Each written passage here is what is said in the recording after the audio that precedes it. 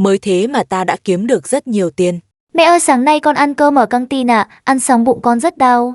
Suất cơm sáng nay ít hơn mọi khi. Thằng nhãi kia mày đến đây làm loạn à? Mau cút đi. Mẹ ơi, một số bạn khác cũng bị đau bụng kìa. Được rồi, con mẹ sẽ báo cảnh sát. Chúng tôi sẽ cho làm các mẫu kiểm tra thực phẩm. Đồ ăn ở đây không đảm bảo vệ sinh an toàn thực phẩm.